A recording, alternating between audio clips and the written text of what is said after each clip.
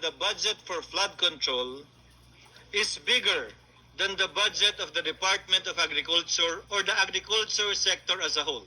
The fifth biggest allocation, not even a department, is flood control. And allocating a measly 31 billion for irrigation, for rice. Why? Martin Tinulungan ko siyang magnanakaw. bawasan ang flood control budget at idagdag sa 2024 budget ng Department of Agriculture.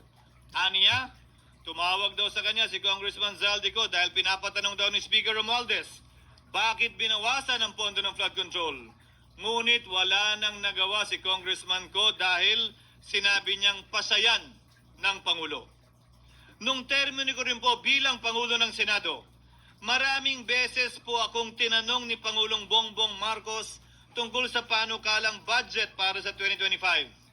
Sinabi ko po sa kanya ang buo at tapat na katotohanan para malaman po niya ang tunay na larawan at sitwasyon ng pambansang budget para sa taong yon. Ito marahil, Ginoong Pangulo, minamahal kong kasamahan, ang isa sa mga dahilan kung bakit pinag-utos ng Pangulo ang pag-veto at pag-for late release sa FLR at pag-hold ng malaking bahagi ng budget nila. Marahil, isa rin ito sa mga dahilan kung bakit ninais ng Pangulo na matanggal si Congressman Zaldico bilang chairman ng House Committee on Appropriations dahil sa mga inilahad ko at marahil na-discover din ng Pangulo kaugnay sa 2025 budget. Hindi malayo, Ginoong Pangulo, na naganap din ang mga ito noong 2023, 2024 at mga nauna pang budget kung saan napakaraming ghost at substandard projects ayon kay Secretary Vince Dizon at ayon mismo sa talumpati ng ating kasamahan na si Senator Ping Lacson. Ngunit marahil ay walang naglakas loob na sabihin ang katotohanan kay Pangulong Marcos o magsumbong sa kanya kaugnay sa ilang mga bagay na ito bago ako. Nais ko din pong kumpirmahin ang sinabi ni Congressman Toby Chanco Tinang mukha na ang ng pag-file ng gobendalo. impeachment complaint laban kay Vice President Sara Duterte ginamit na paraan ni Speaker Romualdez para mag-release ng pondo nila na naka-FLR or for late Sometimes release you bago bend the law. mag-eleksyon. Si Erwin Maski Patlok. na alam po niya na hindi po ito kayang talakayin ng Senado hanggang sa Hunyo pa mula nung simula. Ulitin ko, ginamit ni Martin Romualdez ang FLR at ang pangalan ng Pangulong Marcos upang itulak ang kanilang unconstitutional na impeachment complaint. Sabi nila, pumirma kayo dahil kung hindi lalabas ang pondo nyo na naka-FLR bago mag-eleksyon. Subalit, Ginoong Pangulo, hindi ito umubra. Hindi ito umubra dahil tinanggihan ito ni PBBM. Sinabi niyang walang ganyang uri ng usapan at sinabi niyang hindi niya gagawin yon. Kaya't hanggang ngayon, nananatili pa rin for late release ang mga questionableng pondo nila.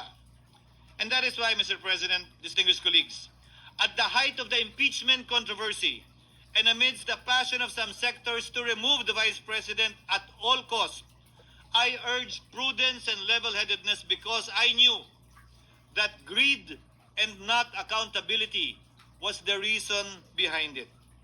In the end, Mr. President, the Supreme Court vindicated us. The Supreme Court vindicated us by saying, among others, quote, "There is a right way to do the right thing at the right time. This is what the rule of just law means." Close quotations.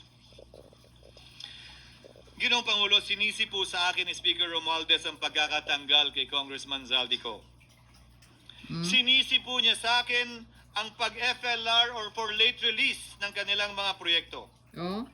Sinisi po niya sa akin ang pagkakadismiss ng impeachment complaint laban kay VP Sara na nakikita niyang makakatunggali niya sa susunod na halalan. Sinisi din niya po sa akin ang pagkakasira ng kanilang maitim na balakin sa 2025 budget na nagawa nila ng walang balakid na mga nagdaang taon.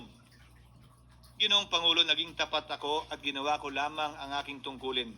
Kung ano ang tingin kong tama at nararapat para sa bansa at sa sambayanan. Subalit, sa kabila po nito, nagsimula na ang lahat ng bira, paninira at kaso laban sa akin at sa Senado. At ang nasa likod ng lahat ng ito, walang iba kung hindi si Martin Romualdez. Boom! Ika nga ni Mayor Magalong Kaboom. na ngayon lamang nakita ko sinisiraan na rin ngayon.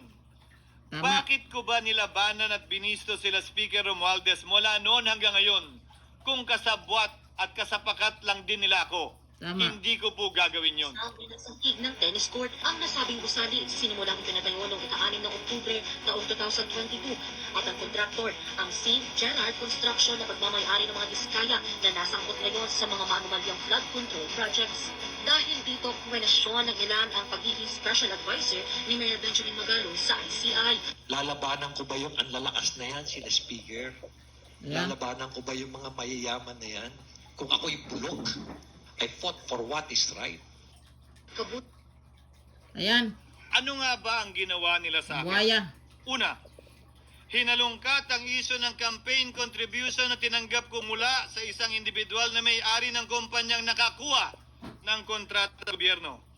Inipit niya ang budget ng COMELEC sa Kamara dahil dito at binusisi ang di umano kaso kong ito.